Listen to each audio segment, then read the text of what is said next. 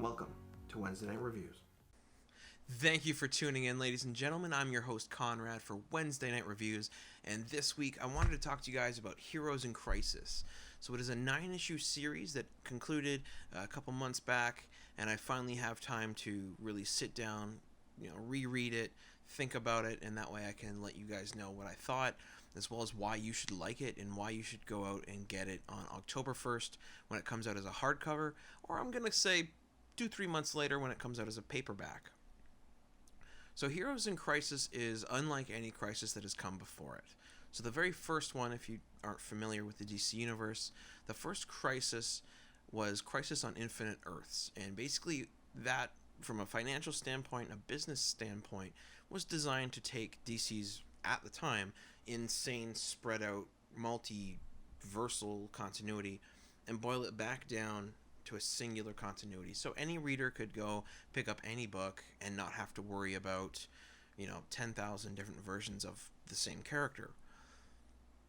From a story point of view, it was crushing, and it is a powerful book. I actually got to read it not too long ago, I believe 2 months ago, and even today, 40 years after it's been written, it is powerful. So go pick it up if you haven't yet, or go check it out wherever you get your comics. But at the time, basically, yes, it took all those continuities and boiled it down. So you had characters getting killed off, you had others tragically dying, and then some still managed to sneak into standard continuity far before, the likes of Miles Morales getting snuck back into Marvel continuity, which was a great move, by the way. But anyway, the following crisis that I most like after Crisis on Infinite Earths would be Identity Crisis, because it asks the heroes to question what they knew about justice and how far they were willing to go when one of their own got hurt, especially in something horrifying like a personal attack and an assault on a hero via another predominant character. And that story got very dark. It was a very small story, which meant it was easier to feel connected to everything, because you don't deal with multiple Earths, you don't deal with characters you might not have ever heard of. It's very simple and easy to understand how all of the different characters are feeling. Heroes in Crisis runs in that vein, but it's not dealing with an external threat, it's dealing with an internal threat, and probably the most terrifying one I can think of, which is mental health. Now, a lot of people think, oh god, mental health, let's not talk about it, or they think it's stupid. And to all of them, I say, it's here, it's real, we all deal with it, let's just talk about it. And Heroes in Crisis does that splendidly. So I did want to thank the creative team of Tom King, Clay Mann, Tomeu Morey, later on Mitch, Gerads, and a couple others all joined in to help make this book a reality. Because it deals with mental health in a fabulous way. And in order to explain that, I have to explain a bit of the story.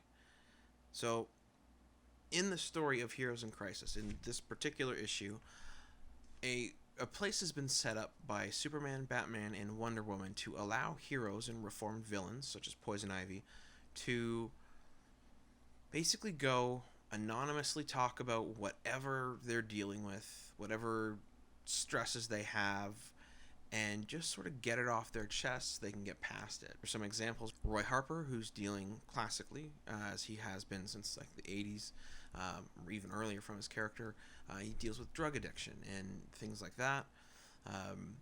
Other characters deal with literal just PTSD from having lost people or been killed and brought back, which is a whole topic of psychology I don't think in the reality we're ever going to have to deal with. And further still, there are other characters dealing with just their own powers. And when they seek treatment, they're brought into the sanctuary. They are led by the puddlers, which are these machines. They look like humans. They actually look like farmers, because Sanctuary is based out of like a cornfield in Nebraska. So it's just like a 2-story looking farmhouse, but it's obviously not. And these puddlers bring you in, they welcome you. They are there to show you to your room, provide you with a white full-body gown and a golden mask. That way, if you don't want to show off who you are and what you're dealing with, you don't have to. You can simply, be there, get treatment, and bounce out when you're done. And I think that's wonderful because not everyone's comfortable dealing with mental health or even talking about it. And here we're showing some of the greatest heroes ever in the same situation. Because it is, well, it shouldn't be, but it is for some people highly embarrassing to have to talk about mental health, to have to show that they need help, that they're not sure how to get past this fight. Especially when you're talking about people like Superman, Bruce Wayne, Diana. You don't picture them as people who struggle with just about anything. And yet here they are at Sanctuary seeking help. The main way you get treatment there in Sanctuary is twofold. You get a video diary similar to what I'm doing now, but it's more formal. It's in a off-white room or a pure white room, and on the back wall is a large golden shield symbol, Sanctuary's icon. And basically you just talk out your problems. You can introduce yourself when you first get there, or you can talk about your problems, or nothing at all. You can ramble and be an idiot and just get out what you need to get out to get comfortable. And it's not a one-time session, so you're obviously encouraged to go multiple times, because as you are there, as you deal with whatever you need to deal with, what you need to say or think or feel or get out changes, and it adapts. And this system allows the heroes to do that. It allows them to adapt and change what they need. The second way that you get treatment, and I think this is fabulous, and I don't know if it's a reference to the recent Iron Man films, or Avengers films, but there is a chamber in which you can create fully realized simulations that are touchable. So you could create this microphone and you could touch it and hold it and feel it, or you can create people, you can go to places, like if you want to, I don't know, for John Jones, he could go to Mars and see his family. And some heroes do that. Other heroes, they need to see a specific event they lived through. And this simulation allows you to do that, so that way you can process whatever it is you need to process. If it's a loved one you've lost, you can say goodbye. If it's an event that you need to see played out in full, so that way you can accept what's happened to you, you can do that. Or if you just need to remember what it used to be like to live back home, again, it allows you to do that and to understand what you've lost, but also where you stand now. My favorite example is actually Lagoon Boy. So he is a Titan, and prior to coming into Sanctuary, he was attacked and shot through the chest with a large energy-based weapon, like a laser beam or plasma rifle, something like that. And as a result of that, he is dealing with PTSD. So for his treatment, he basically walks in there. For some reason, it's in a forest. I'm not exactly sure why. But he has himself shot continually. And I think this is both brave and sad, because, in my opinion, Lagoon Boy, of all the heroes there, is the most self-aware. He knows exactly what's wrong, and he knows what he needs to do to treat himself. So by having himself shot continually, he's basically giving himself desensitization therapy, or systematic exposure, where via experiencing this thing over and over and over again, you deal with it. You basically make it so that you're not bothered by it anymore. A lot of people do it with like a fear of spiders. And you can have a therapist come in and he'll bring like a tarantula in, and the first step is like, he'll have a covered box. Say, oh, there's a tarantula in there. And then within a couple minutes he takes off the cover. Then he opens the case, and then he takes the tarantula out and holds it. And then he has you hold it until within relatively quick time, you're just not afraid of spiders anymore. That's what Lagoon Boy is doing, but he's doing it by getting shot a lot. And the computer asks him, why? Why are you getting shot? Why do you need this? And that's the one thing that I like about this simulation that Tom King has come up with, is it's not just allowing you to do whatever you want, it's holding you accountable and asking you why. How is this helping you? And so for Lagoon Boy, he responds with, how many times have you shot me? And the computer sort of answers, 317 times. And he goes, wow, that seems like a lot. And then he responds, or he returns with, But I've only been doing that since I was here. And since the original attack, he has seen that every day, all the time. So yes, 317 times to be shot is a lot. Like, holy cow. And it knocks him on his ass every time. So it's gotta hurt. But he's seen it into the thousands. He'll turn into a room and he'll see it. He'll open a door and he'll see it. And he's just tired of feeling afraid of it. So by giving himself this systematic desensitization, he just wants to resume his normal life and get past it. And let me be clear, he'll always see the laser, because it's something that he will always fear now, as one should fear being shot, but in particular for him, he'll see that often.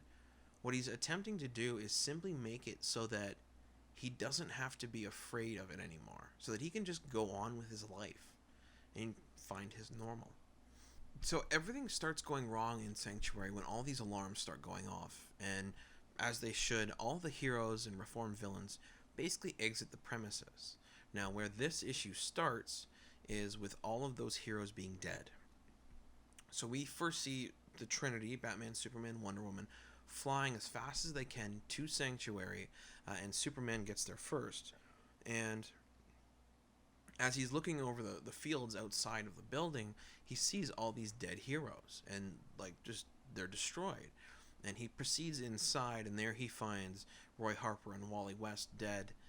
And then soon after, Wonder Woman and Batman join him, and they start investigating. And it strikes them how extremely tragic it is. Not just that they've lost another brother in arms, but that these people have been killed when they're just trying to seek refuge.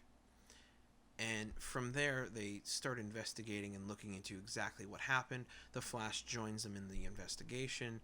And there we get some really interesting conversations. So one of the strongest points that Tom King has in his script is not to spoon feed you as a reader or to overcrowd you with text. There are plenty of times that the different heroes are discussing something that's tragic and dark, and they simply have moments where they don't talk, where there are a panel or two where they might look at each other and look away, or in particular, the Batman and Flash are doing an investigation. They're out in the cornfield talking through their different theses about what happened. That way they can sort of troubleshoot each other and come up with the actual solved answer. And it turns out both of their ideas shut each other down. The opposing evidence prevents either from being possible. And then there's this beautiful moment, the second last panel on the page, which is a grid.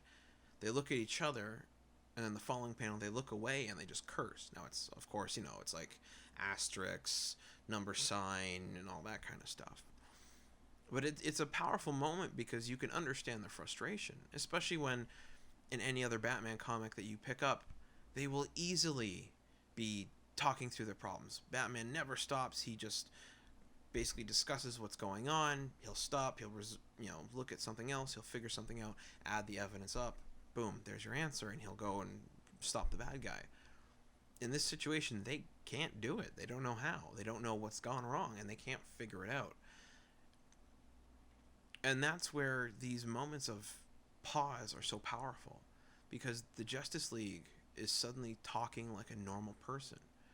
Now, to make matters worse, by the end of issue 2, the Daily Planet gets a package delivered, and it's undescript basically, except for a note that says more to come soon. And a reporter walks up to Lois Lane, who's going over some grammar problems with the article, and basically tells her what it is. It's a confession from Superman about what he's dealing with. Now, the issue with that is Batman unequivocally has stated that when you go in for these sessions, automatically the information is deleted right away. So it is recorded and deleted, never saved anywhere. He's guaranteed it. It's his system that he built, so he knows it to be true. And yet, these tapes are here. And so as the Justice League is investigating exactly who killed everyone at Sanctuary and how it happened so that they can stop it, they now have a PR crisis. The world knows and sees Superman doubting himself, dealing with problems. In his particular instance, it happens to be the duality of who he is. Is he Superman acting as clumsy Clark Kent, or is he clumsy Clark Kent acting as Superman? Which is kind of his classic dilemma and a powerful question, but not to a world that depends on him to rescue them every day. So this whole series starts really asking these super hard questions of all these heroes, and there is no bad guy to fight. It's just a matter of them having to buck up and talk and deal with their problems and accept that they don't know how, especially when it comes to mental health. They don't understand what they need until they talk about it. They can't just, go off somewhere, be alone, and brute through it like Batman might like to do. And he, in fact, goes to Sanctuary, and there's a powerful 9-panel grid with him specifically dealing with what he does and the impact that he has on the Robin, or Robins. So as I mentioned earlier, the Justice League in this issue aren't talking like great pantheonic heroes on a pedestal. They have these very human moments where they don't know what to say. And the ultimate character that this creative team has picked as an in for the reader is Booster Gold. And I think that is the perfect person. Because one, he essentially, if you don't know who Booster Gold is, he's like you or me. But he's from the 24th or 25th century. He basically raided a superhero museum. So he took a whole bunch of gear like the Legion flight rings so he can fly, certain shields, blasters, and other gear, basically to be a hero. And then he came back to our time to try and help people. That's all he wants to do. He wants to help people. His tagline being the greatest hero you've never heard of. And unlike Batman, he's not super intelligent. Unlike Wonder Woman, he's not super brave or compassionate. Unlike Superman, he's not, this powerhouse of good. He's just like a normal dude. And that makes him perfect as like a main character for this series. The series itself doesn't really have a protagonist. It just focuses on a couple different characters, and he's one of them. And because of the way he talks, because of the way he acts, he allows us to enter this world where all of these heroes are bearing their souls, and it doesn't feel weird or voyeuristic. It's like you've been welcomed into the club, and you're there yourself. Now, Booster Gold himself is dealing with mental health, and it's shown in this beautiful way.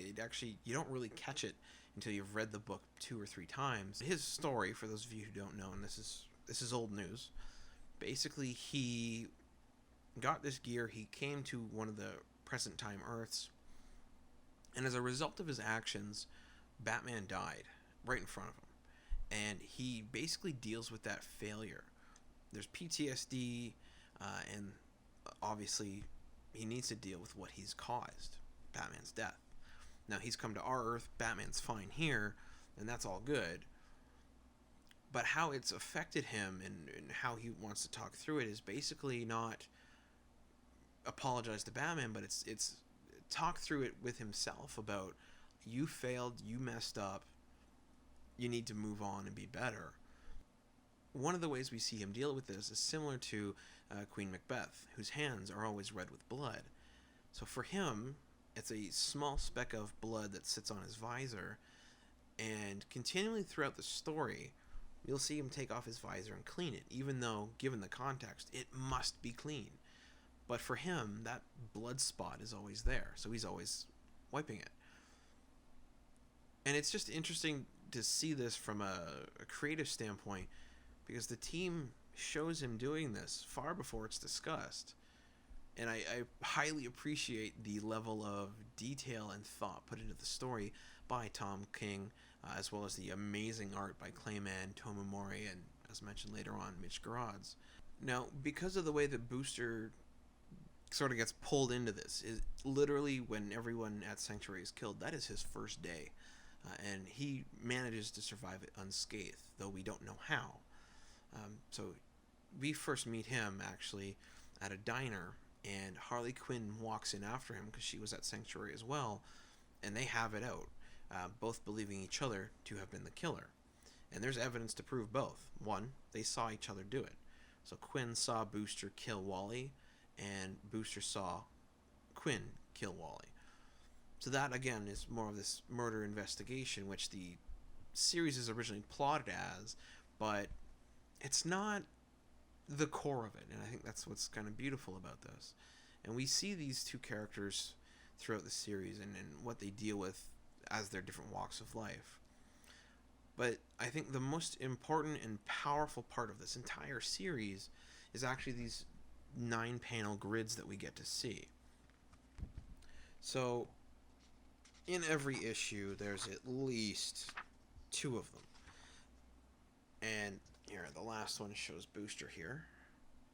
So as you can see, it's a Watchmen-style grid. Sometimes it's showing 2 or 3 different heroes. This one happens to be showing just Booster. Other ones show maybe 2 characters. Sometimes it's 1. But what these, especially when it's just a singular character getting their whole page, what it allows us to do is understand what these characters are going through when we see these 9-panel grids. Because you really just get to see their interview. Now, some heroes, like Black Canary, for instance, sit down and she uncomfortably sort of tries to fidget and deal with herself and get comfortable. She plays with her hair and looks around the camera. And then finally she just basically says, forget this, I'm out, with less nice language. Other characters like Lagoon Boy sit down and talk to you about what he's there for.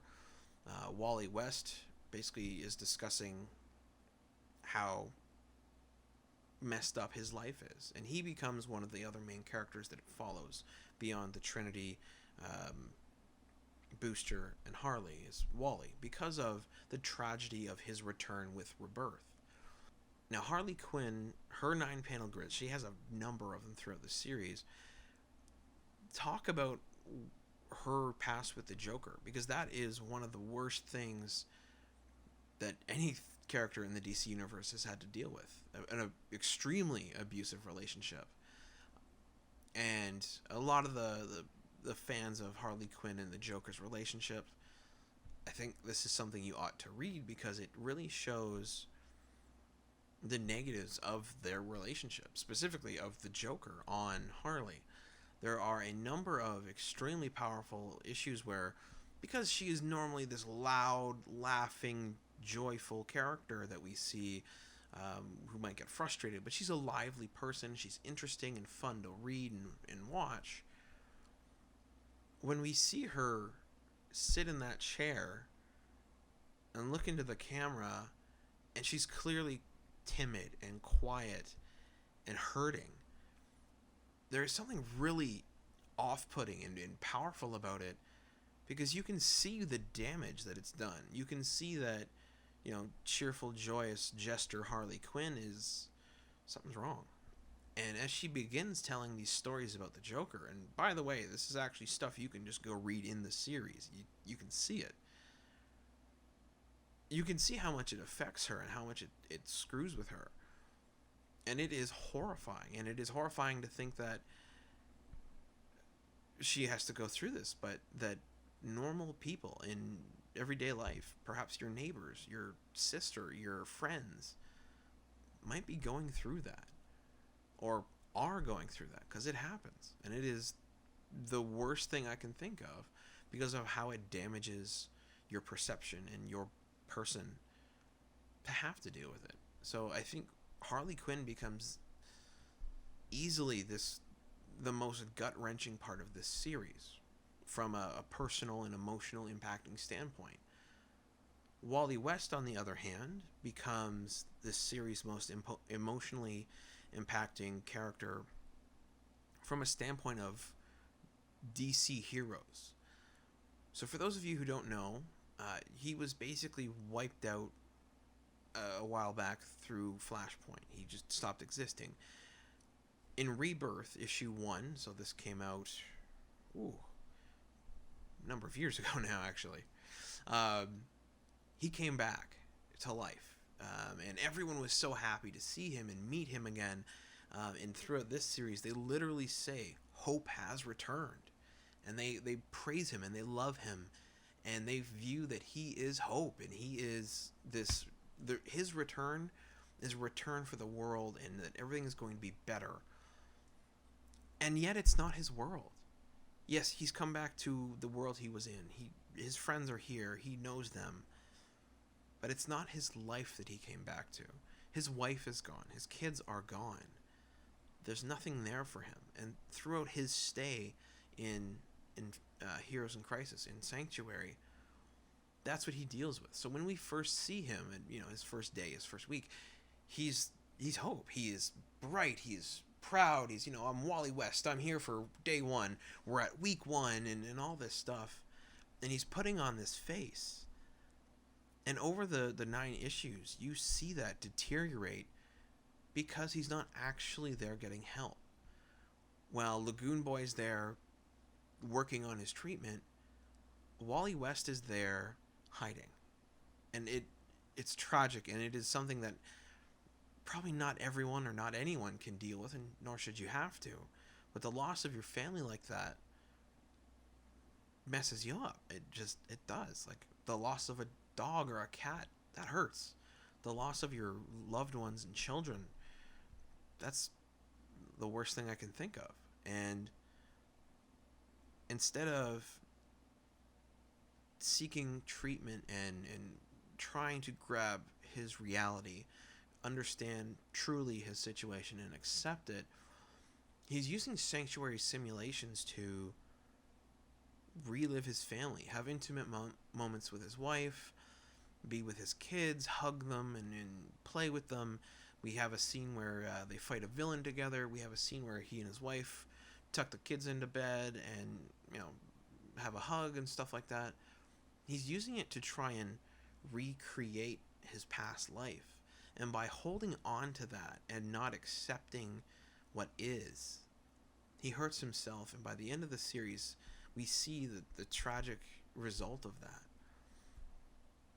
So guys, absolutely go get Heroes in Crisis. I doubt you can get the whole run anymore. If you happen to be in Ontario or Canada and you're super gung-ho about it, Fan Expo is coming up the end of the month, and in Toronto, and you might be able to get a whole run of it. Otherwise, as mentioned earlier, the hardcover book is going to be coming out on October 1st, so all your major bookstores are going to have it then, and your comic book stores, your local comic book stores, ought to have it. Usually it's a month in advance, so if the regular stores are getting it October 1st, you can expect your comic book store to have it probably, say, early September or mid-September. They always get it first, just the way it works with Diamond.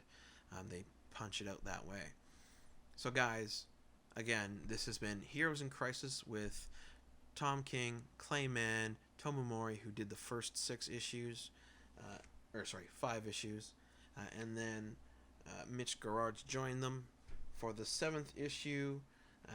Thorns joined the team, and then again for the 8th issue it came down to King, Gerads, and Moore, and then for the last issue, King, Mann, and Morey again. So there's been quite a team that's worked on the book, all extremely talented artists, and of course Tom King, who's been leading Batman now for 5 years. He's done this and many other things. So guys, please go check out Heroes in Crisis #1 at your local comic book store. If you can't find it there, check out your local bookstores such as Chapters, Barnes & Noble, or other franchises, and then from there you can find it other ways. Thank you for tuning in. Absolutely, I've loved this book. I think it is my favorite Crisis so far, and that's why you should check it out. Have a good night.